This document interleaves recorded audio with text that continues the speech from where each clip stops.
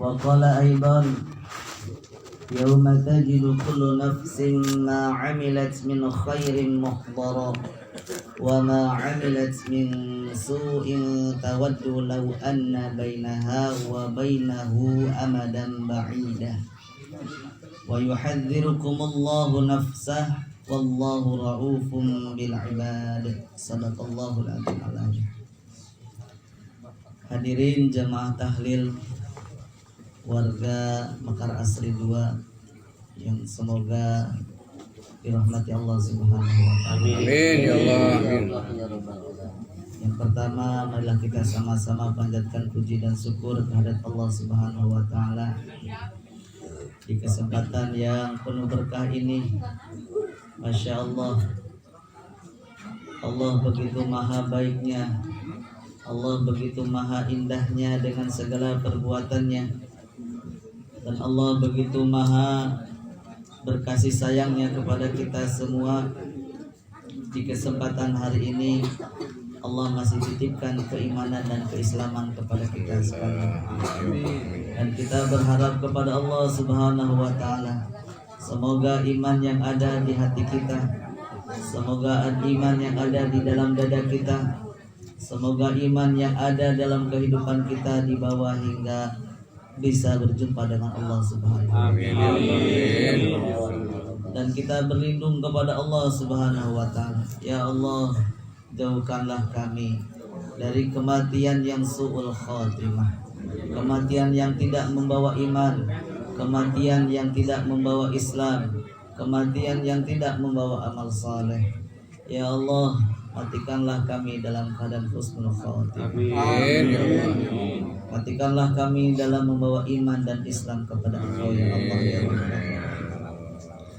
Salawat dan salam semoga terlimpah kepada Rasulullah Muhammad sallallahu alaihi wasallam, kepada keluarganya, sahabatnya, dan kita semua selaku umatnya hingga akhir zaman. Amin ya Allah ya Rabbana. Yang sama-sama kita hormati para asatid, wal asatidah, para mukarram, sesepuh, para alim ulama, yang khusus Ustaz Persino dan Ustaz Afad, serta sahibul hajat Dr. Taufik, serta Ketua RT beserta jajarannya Bapak Yunus, dan pengatur acara yang alhamdulillah sehingga bisa menata acara ini dengan sebaik-baiknya. Hadirin jamaah rahimakumullah,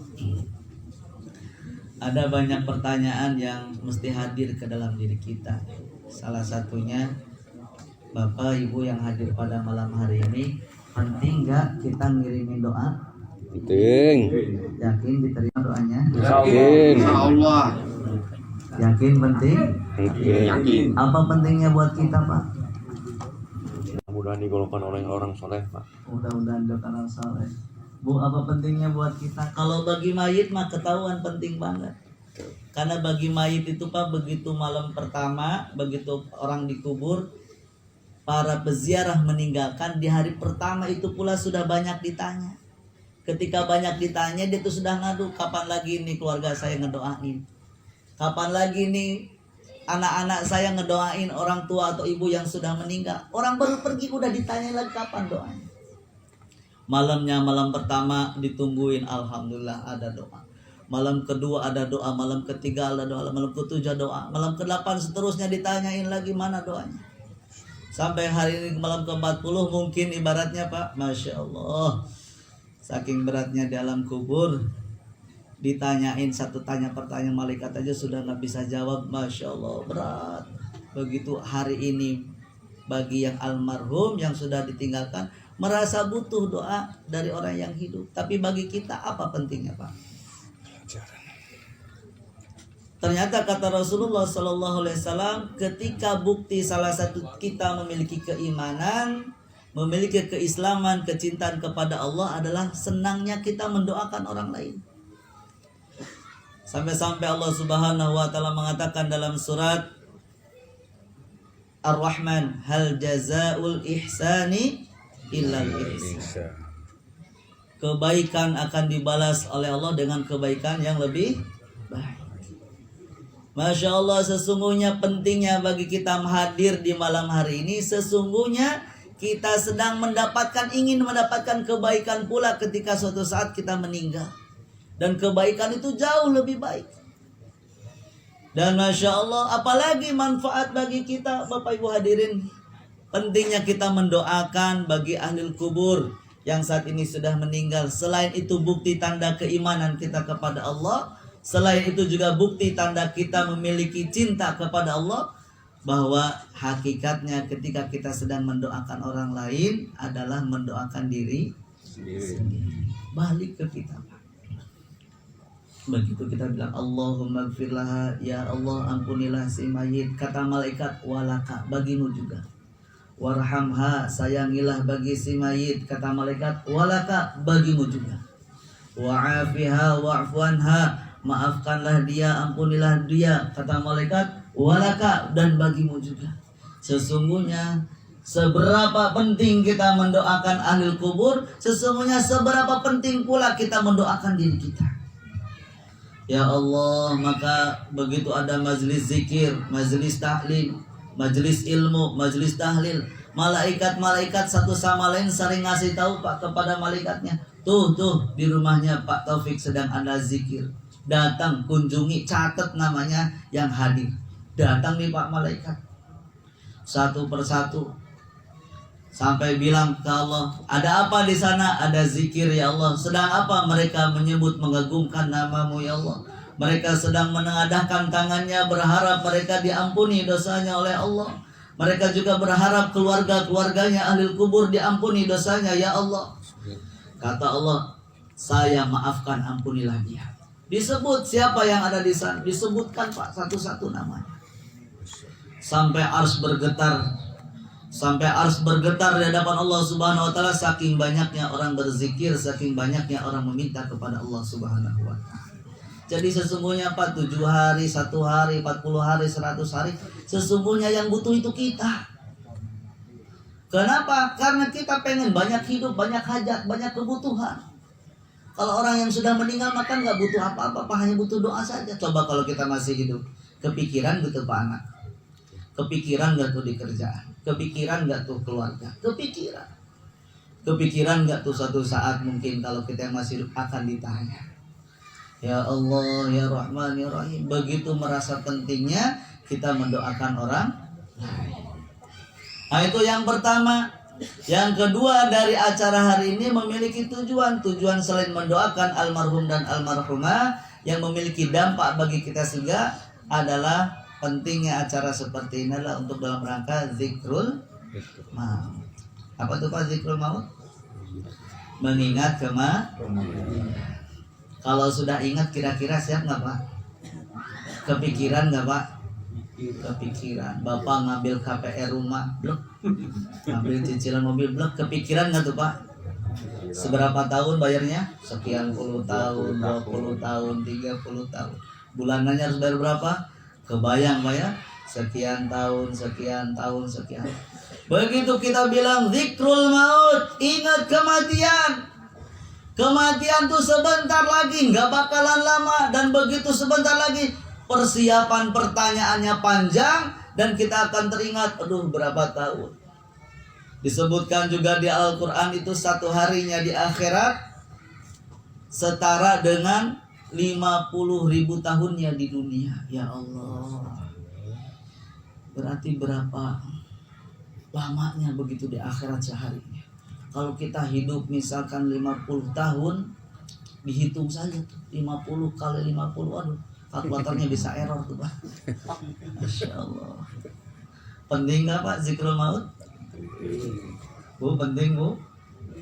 Apa pentingnya buat kita nginget kematian? Apa pentingnya?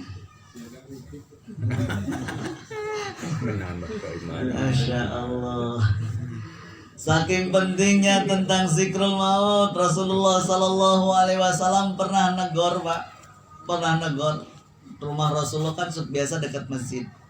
Di masjid lagi ada pengajian, yang ngaji sahabat. Para sahabat itu ngaji juga sama Pak kayak kita, butuh humor, butuh canda. Dan lagi ngaji begitu banyak ketawanya. ketawa lagi. Rasulullah kaget, ini pengajian apa lawakan gitu. Sampai Rasulullah SAW datang ke itu majelis. Wahai sahabat, kata Rasulullah SAW, aktsiru dzikru hadzal ladzat. Ingat, perbanyaklah mengingat pemutusnya berbagai macam kenikmatan. Yang disebut ingat pemutus berbagai kenikmatan adalah zikrul maut. Masya Allah, para sahabat Pak, begitu mendengar kata-kata Rasulullah, kata-kata perintahnya, aktsiru, sering-seringlah, banyak-banyaklah mengingat apa? Mengingat kematian. Sampai Sayyidina Umar radhiyallahu an ketika akan meninggalnya didatangi oleh sahabatnya Sayyidina Abdullah bin Abbas. Sayyidina Ibnu Abbas ini Masya Allah salah satu orang yang menjadi ulamanya para sahabat, ditanya ketika Sayyidina Umar ditusuk Pak. Ditusuk lagi sholat subuh oleh jemaah yang saat ini jadi kaum Khawarij. Dibunuh, ditanya oleh Ibnu Abbas, wahai khalifah, abshiru, kata Ibnu Abbas, berbahagialah, engkau akan berjumpa kekasihmu Sayyidina Muhammad. Engkau akan berjumpa dengan kekasihmu Rasulullah sallallahu alaihi wasallam, engkau akan berjumpa dengan Allah Subhanahu wa taala. Apa kata Sayyidina Umar bin Khattab? Enggak, aku tidak merasakan sebuah kebahagiaan seperti itu, tapi yang aku rasakan kesakitan yang luar biasa menghadapi sakaratul maut. Bagaimana perasaan kau wahai Sayyidina Umar sakitnya sakaratul maut? Kata Sayyidina Umar, diceritakan sakitnya sakaratul maut seperti, mohon maaf, bapak masukin duri ke mulut, ditarik lagi Pak. Wah, begitu sakitnya. Saking sakitnya Sayyidina Umar mengatakan, mewasiatkan kepada Ibnu Abbas, seandainya Allah mengizinkan saya hidup berjuang jihad, mati, tidak mengalami dalam sakaratul maut dan mengalami alam kubur, saya lebih senang mati, bangkit dibandingkan mati langsung ke alam kubur. Masya Allah, itulah begitu bagaimana suasana dahsyatnya sakitnya sakaratul maut yang diceritakan oleh Umar bin Khattab. Ditanya juga oleh salah seorang muridnya, sahabatnya Sayyidina wa Nabiyina Ibrahim Khalilullah. Sayyidina Ibrahim ditanya oleh murid-muridnya, oleh pengikutnya, wahai Sayyidina Ibrahim, bagaimana perasaan sakaratul maut itu? Nabiullah Ibrahim alaihissalatu wassalam, dia mengatakan, sakaratul maut, kata dia, seperti burung yang dipanggang di dalam api. Masih hidup dipanggang dalam api, burung itu pasti loncat-loncat, gak bisa gerak sana gerak sini gerak sana. Bukankah engkau kekasih Allah Khalilullah? Ya, kekasih Allah, tapi semua ketika dalam keadaan sakaratul maut merasakan yang luar biasa sakitnya. Begitu ruh keluar, tapi sudah disambut malaikat, hanya ketika dicabutnya saja. Sangat luar biasa sakitnya. Sampai Rasulullah SAW juga mengabarkan kepada sahabatnya sakit sakaratul maut. Bagaimana ya Rasulullah gambaran sakit sakaratul maut? Semua pori-pori, semua rambut, semua bulu yang ada di tubuh itu merasakan yang luar biasa sakitnya. Kalau seandainya ini rambut bisa ngomong nih Pak, rambutnya, orang dalam keadaan sakaratul maut, rasa sakitnya rambutnya saja, itu ditimpakan sakit rasa rambut ke dunia, tentu dunia ini akan hancur, dunia ini akan kiamat, karena saking beratnya sakitnya dalam keadaan sakaratul maut. Masya Allah. Ditanya pula Nabiullah Musa alaihissalatu wassalam. Nabiullah Musa ditanya oleh sahabatnya, wahai Nabiullah Musa, gimana dalam keadaan sakaratul maut? Aduh, berat, kata Nabiullah Musa. Bukankah engkau orang yang berkata-kata dengan Allah Subhanahu wa taala? Iya, orang yang berkata, tapi dalam keadaan sakaratul maut aku tidak kuat, aku tidak sanggup. Bagaimana keadaannya? Keadaan dalam keadaan sakaratul maut, kata Nabiullah Musa alaihissalatu wassalam, seperti kulit yang diiris-iris. Sebanyak satu irisan itu seperti 70 irisan. Orang masih hidup Pak dikulitin. Kambing dikulitin masih hidup, nggak disembelih, diiris-iris. Masya Allah, itu sakitnya luar biasa. Coba aja tempel Pak di kita, dikasih pisau, apalagi kemarin ya yang ngalamin divaksin, lihat suntiknya aja udah deg-degan.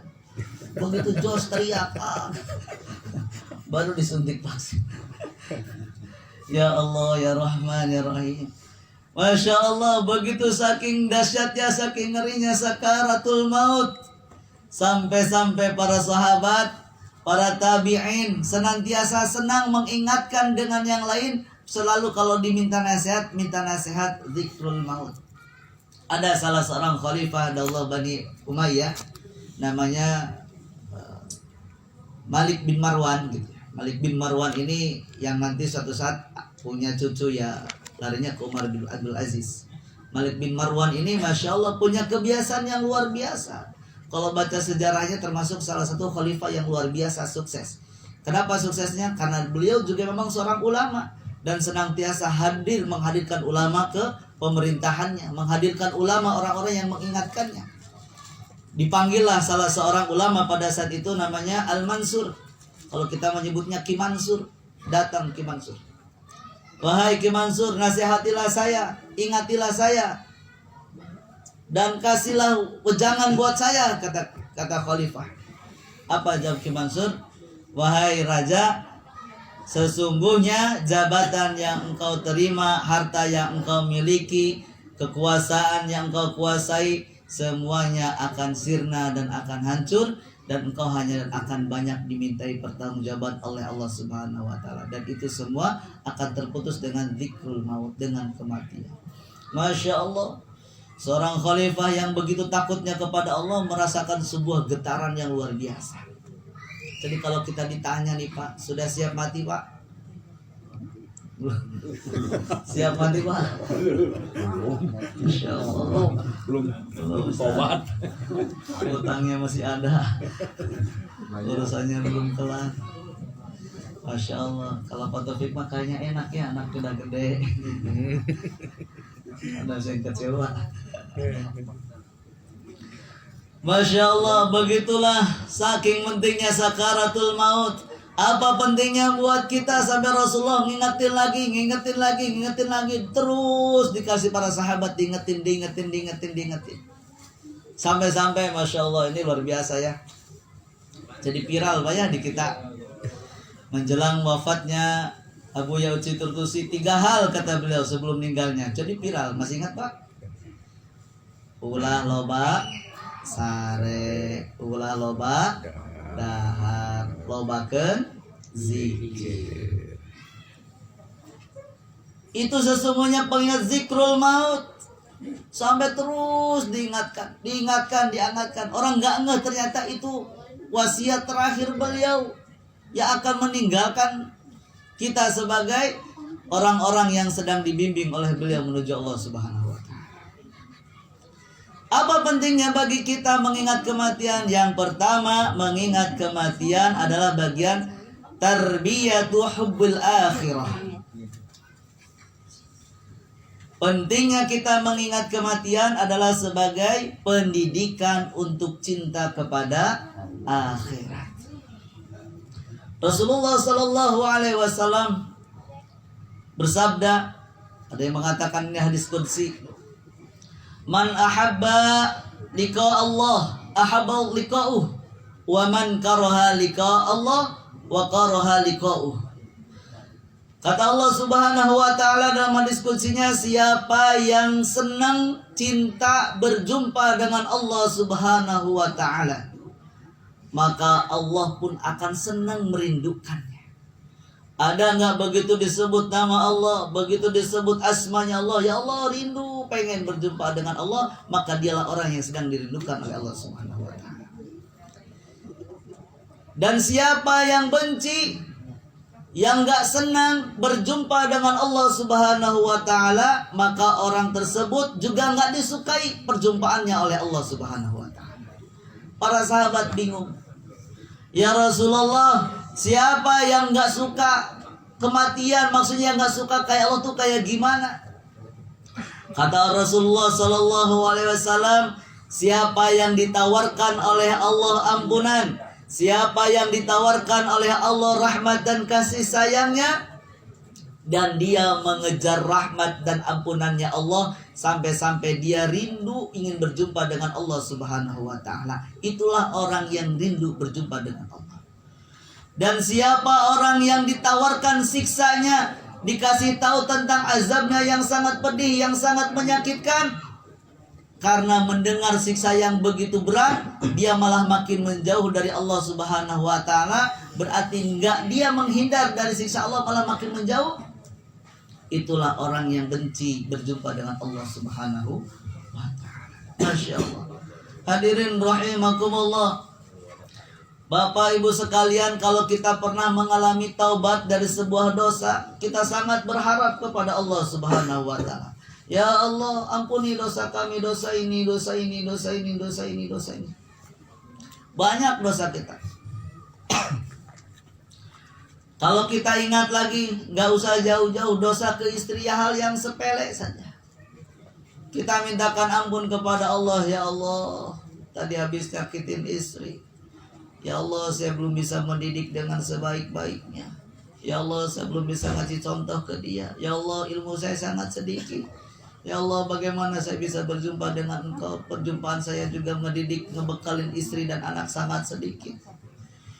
Dia ingin merindukan ampunannya Allah Subhanahu wa taala, sampai akhirnya ada di hatinya perasaan rindu kepada Allah Subhanahu wa taala. Itulah orang yang sedang merindukan perjumpaan dengan Allah Subhanahu wa taala. Sampai juga dengan kita ketika kita disebut nama Rasulullah sallallahu alaihi wasallam, ada kerinduan. Ya Rasulullah, begitu indah akhlakmu, begitu indah pendidikanmu, begitu indah kemuliaan semua yang engkau berikan. Sampai-sampai generasi-generasi yang hidup pada zaman engkau semuanya menjadi generasi terbaik. Begitu pula menjadi orang-orang yang mengikuti jalan mereka, mereka menjadi umat yang terbaik, menjadi mukmin yang terbaik. Ya Allah, begitu indahnya engkau titipkan kepada Rasulullah sallallahu alaihi wasallam. Kita rindu dengan Rasulullah, ingin berjumpa. Sampai bilang, ya Allah, jangan matikan kami ya Allah sebelum kami bisa ziarah ke makam Rasulullah. Ya Allah, jangan matikan kami ya Allah sebelum kami bisa bersujud di Mekah Al-Mukarramah. Itu pentingnya zikrul maut. Yang pertama, ada tumbuh rasa cinta kepada kehidupan akhirat. Itu yang pertama. Yang kedua, kenapa kita harus sering-sering zikrul maut? Mengingat kematian. Yang kedua adalah tarbiyatul imaniyah, pendidikan untuk meningkatkan keimanan.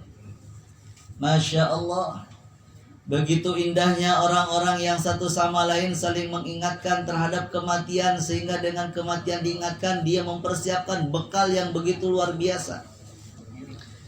Diceritakan oleh Abdullah bin Mas'ud, Muaz bin Jabal. Muaz bin Jabal ini adalah salah seorang sahabat Nabi yang berasal dari Madinah, kaum Ansor namanya. Dia masuk Islam pada usia kurang lebih 18 tahun, ikut pada perjanjian Baitul Aqobah. Muaz bin Jabal ini Masya Allah begitu menerima cahaya Islam, dan dia dikaruniai kepintaran yang luar biasa, sampai-sampai Muaz bin Jabal dijuluki, digerali oleh Rasulullah sallallahu alaihi wasallam menjadi bagian ahlul qura. Istaqirul Quran bi arba'ah. Ambillah Al-Quran dari 4 orang ini. Salah satunya adalah Muaz bin Jabal. Saking memiliki keutamaan yang luar biasa, Muaz bin Jabal ini kalau ada ayat turun, kalau ditandingin dengan sahabat yang lain, paling pertama hafal adalah Muaz bin Jabal. Pernah satu saat bahasanya ayat turun panjang sekali ayatnya. Kalau kita mah dalam surat Al-Baqarah tuh Pak ya, bab tentang hutang, mungkin kurang lebih 1 halaman gitu. Rasulullah aja ditalakikan oleh malaikat Jibril berulang-ulang sampai hafal baru dilepas. Rasulullah ngumpulin sahabat. Pada saat itu banyak sahabat yang kumpul termasuk Muaz bin Jabal. Rasulullah menyampaikan 1 ayat yang sangat panjang. Sahabat yang lain komat kamit ngapalin tuh ayat yang keluar dari lisan Rasulullah sallallahu alaihi wasallam. Muaz bin Jabal, Rasulullah beres ayat terakhir, Muaz bin Jabal langsung hafal. Masya Allah. Sampai ditanya oleh sahabat yang lain, wahai Muaz, gimana resep supaya langsung hafal? Yang lain berulang-ulang, kau sekali dengar langsung nempel hafal.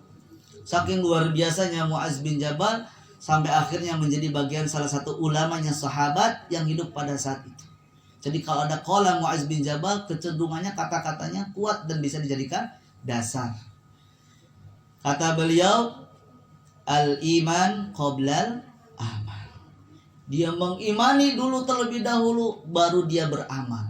Kalau orang lain ngapal dulu, baru cari ilmunya. Kalau yang bagus itu ilmunya dulu tentang keimanan kepada Allah kuat, baru mau ngapal tuh kuat. Orang tuh kebanyakan juga sama, cari tentang bab sholatnya dulu, tapi kenal ke Allah yang diibadahinya belum kenal. Akhirnya apa yang terjadi? Ya sholatnya begitu-begitu saja. Maka dikenali dulu kepada Allahnya, begitu kenal sholatnya Masya Allah kuat. Nah, Mu'adz bin Jabal selalu mengingatkan kepada anak-anaknya, ya bunayya idza shallaita, hai anakku, jika engkau mau melaksanakan sholat seolah-olah engkau akan meninggal besok. Anaknya diingetin begitu Pak. Mungkin anaknya kurang lebih usia 9-10 tahun, selalu diingetin oleh ayahnya, diajak sholat, mengingatkan besok akan adanya kematian, zikrul maut. Setelah zikrul maut apa yang terjadi Pak? Iman anaknya tumbuh, iman anaknya tumbuh, iman anaknya tumbuh. Jadi begitu sholat, ya Allah ini sholat perjumpaan terakhir.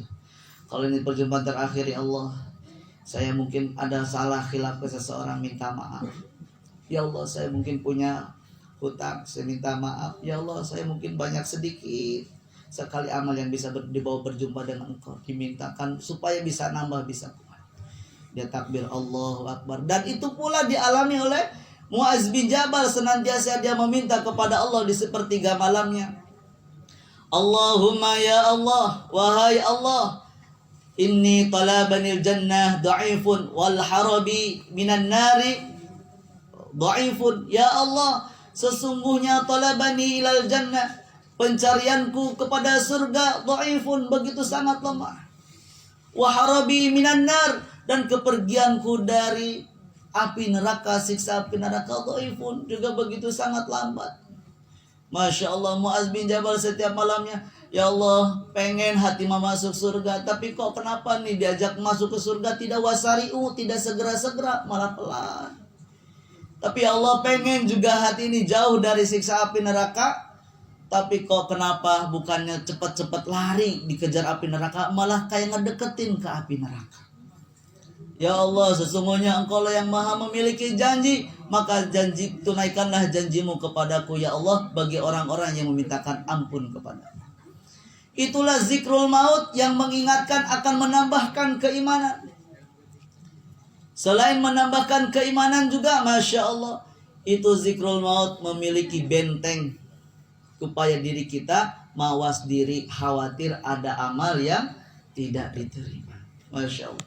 Pernah ada salah seorang sahabat dipuji-puji oleh sahabat yang lain, ya Rasulullah, saya nggak pernah menemukan ada sahabat si A. Kenapa dia? Zuhudnya luar biasa, keimanannya luar biasa, salatnya luar biasa, puasanya luar biasa, qiyamul lailnya luar biasa, hafal Qur'annya luar biasa. Rasulullah SAW, Masya Allah, saya juga senang, kata Rasulullah, sepertinya dia akan jadi ahlu surga. Ditanya Rasulullah, bagaimana dia tentang zikrul mautnya? Bagaimana sahabat ini yang ahli ibadah ini terkait dengan zikrul mautnya? Begitu dicek, ya Rasulullah, dia jarang sekali mengingat kematian. Kan kelihatan kalau sahabat masuk ingat kematian, doa-doanya itu mengandung unsur Allahumma bihusnil khatimah, Allahumma bihusnil khatimah. Kata Rasulullah, la, iman dia belum iman yang sempurna kalau dia belum banyak mengingat kematian. Masya Allah. Selepel orang di zaman sahabat Pak, yang menatap Rasul, yang mengamal kalam dari Rasul, yang hidup keseharian bersama Rasul, imannya sudah tidak diragukan lagi. Tapi kalau ada sahabat yang tidak pernah zikrul maut, kata Rasulullah, imannya belum sempurna. Masya Allah. Hadirin jamaah rahimakumullah, itulah pentingnya kenapa kita harus zikrul maut. Lantas kalau gitu gimana Pak Ustadz caranya supaya saya bisa zikrul maut? Ada salah seorang orang soleh namanya Ahmad bin Bakar rahimahullah. Dia punya kebiasaan Pak, setiap pagi dan sore datang ke kuburan.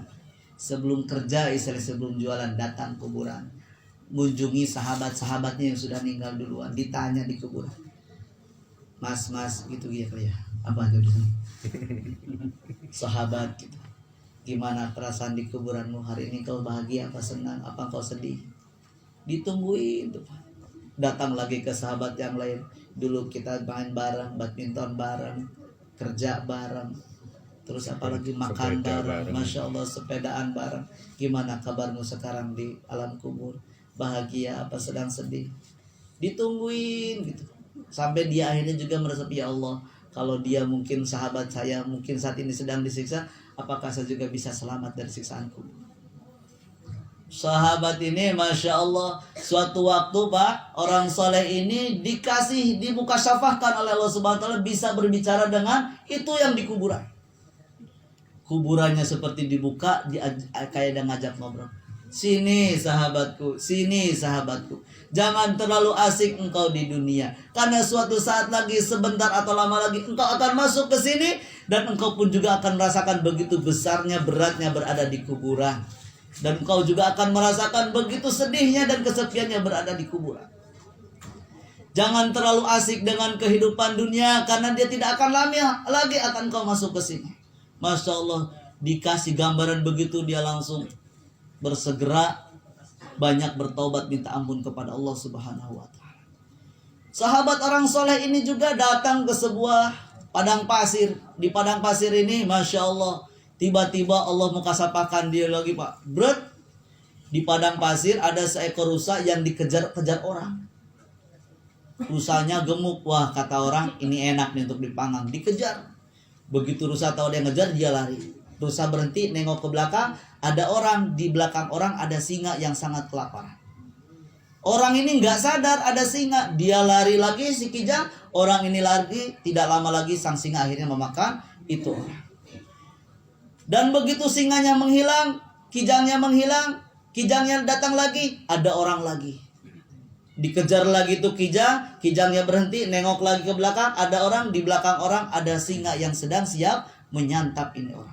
Dikejar lagi, sampai itu habis anak orang itu dimakan oleh sang singa. Dan itu terus berulang, sampai kurang lebih ada 100 orang yang gak sadar di belakangnya ada singa. Masya Allah. Akhirnya begitu beres 100 orang, singa dan kijangnya datang tuh ke orang soleh tersebut. Siapa ini? Kok ngedatangin saya, ada apa? Saya adalah malaikatul maut, saya adalah malaikat. Ada apa ini? Inilah adalah gambaran orang yang terlalu asik mengejar kehidupan dunia. Dia tidak sadar di belakangnya sedang ada singa yang berupa sakaratul maut, yang satu saat dia akan menarik dia ke dalam alam kubur tersebut. Masya Allah, ya Allah. Itulah yang pertama yang mesti kita lakukan, datang ziarahi alam kubur. Datang, kalau hari ini misalkan 40 hari, datangin tuh ibu. Datangin mungkin keluarganya, ditanya, Ma, Bunda, Umi atau Mama, gimana? Bahagia enggak di kuburan? Sedih enggak di kuburan? Kalau merasakan kesedihan, ya Allah ampuni ya Allah. Saya tahu mungkin di dunia banyak kesedihan, banyak air mata, banyak meneteskan air mata demi kebahagiaan pasangan, demi kebahagiaan anak. Ya Allah, jangan sampai begitu masuk kuburan dia merasakan kesedihan yang lebih sedih lagi di alam dunia. Ya Allah, ampunilah dia, sayangilah dia, rahmatilah dia. Kita juga sama Pak, punya orang tua, datangin itu orang tua. Bilang ke dalam di kuburannya, Pak gimana Ma? Bapak, Mbak gitu atau apa manggilnya. Hari ini sudah sekian lama enggak silaturahim. Sepi kuburan, nggak pernah ada yang ngajak ngobrol, nggak pernah ada yang menemani, gimana di dalam kuburan. Ya Allah, mungkin kalau itu kuburan bisa dimukasapakan, kita bisa dijak ngobrol. Bilang, aduh, latar kabun tobakon antobak, kata Allah Subhanahu wa Ta'ala, digambarkan bahwa manusia akan mengalami satu tingkat demi tingkat, dan itu merasakan kepayahan yang luar biasa. Kepayahan yang bagaimana setiap kepayahan itu, dan yang lebih berat lagi ketika kepayahannya itu ketika masuk ke alam kubur. Kita di dunia udah capek Pak.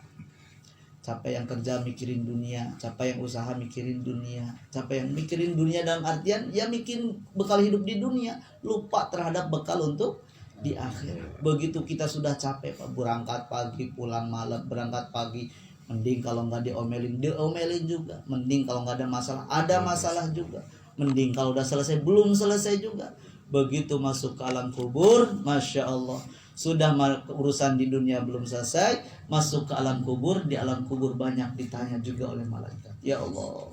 Dan pertanyaan malaikat, Pak, jangan dikira cuman hanya 5, man rabbuka, man nabiyuka, man imamuka. Jangan dikira itu saja, banyak Pak tiap hari. Kalau Bapak Ibu nggak percaya, coba Bapak habis pulang kerja, gajian, ditanya nggak sama istrinya? Diintegrasi, Pak, mana transferannya, Pak, mana gajiannya. Itu baru sekali tuh Pak, begitu anaknya datang minta uang, disuruh ke siapa? Tuh, minta ke bapaknya.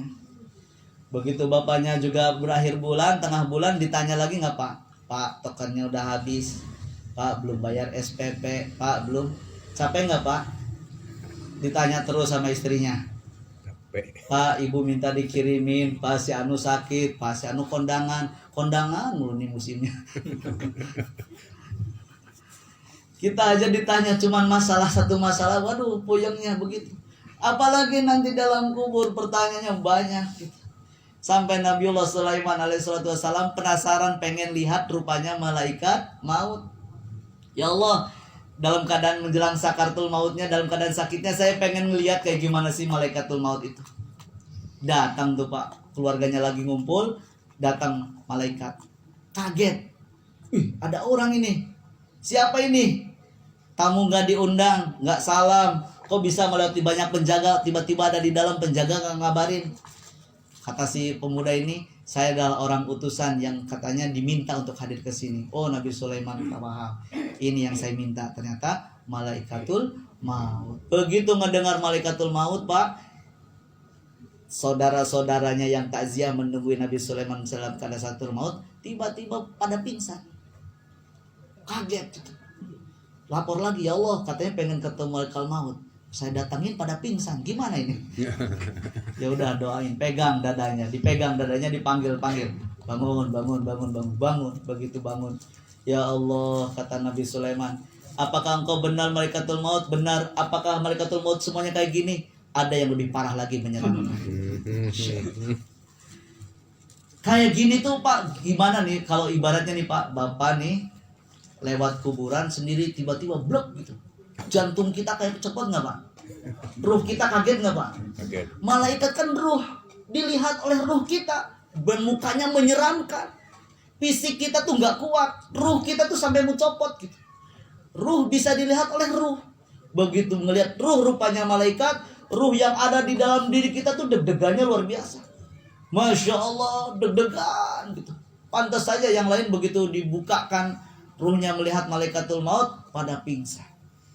Sampai-sampai Nabiullah Sulaiman alaihissalam begitu tahu rupanya malaikatul maut yang begitu menyeramkan, dia sampai mewasiatkan, hati-hati jangan sampai ketemu malaikatul maut. Ditanya, wahai malaikatul maut, apa kerjaanmu?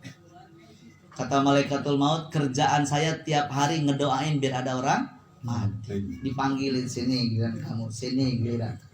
Cuman orangnya nggak sadar, kata malaikat, sini giliran kamu, sini giliran kamu. Masya Allah. Allahumma sholli ala sayyidina Muhammad. Ya hadirin rahimakumullah, mudah-mudahan ada manfaatnya dan kurang lebihnya yang benar datangnya dari Allah Subhanahu wa taala, yang salah dari diri saya sendiri. Kita berdoa kepada Allah Subhanahu wa taala. Ya Allah ya Rahman ya Rahim, Allahumma bi husnil khatimah. Ya Allahumma bi husnil khatimah. Allahumma bi husnil khatimah. Ya Allah, wafatkanlah kami dalam keadaan husnul khatimah. Ya Allah, wafatkanlah kami dalam keadaan membawa iman dan Islam. Ya Allah, wafatkanlah kami dalam keadaan baik, dalam keadaan cinta dan rindu kepadamu ya Allah. Ya Allah, jangan wafatkanlah kami sebelum kami bisa berziarah ke makam Rasulullah SAW. Ya Allah, jangan wafatkanlah kami sebelum iman kami ada yang membimbing untuk kenal kepadamu ya Allah. Ya Allah, jangan wafatkanlah kami ya Allah sebelum hati ini banyak bertobat kepadamu ya Allah. Ya Allah, jangan wafatkanlah kami ya Allah sebelum kami banyak memperbaiki keimanan kepadamu. Ya Allah ya Rahman ya Rahim, Allahumma aslih lana dinana alladhi huwa ismatu amrina, wa aslih lana dunyana allati fiha ma'ashuna, wa aslih lana akhiratana allati ilaiha ma'aduna, waj'alil hayata ziyadatan lana fi kulli khair, waj'alil mauta rahatan lana min kulli syarr, Rabbana taqabbal minna innaka antas samiul alim wa Amin, tub ya Allah. alaina innaka antat tawwabur rahim. Amin. Walhamdulillahirabbil alamin. Assalamualaikum warahmatullahi wabarakatuh. Waalaikumsalam warahmatullahi wabarakatuh.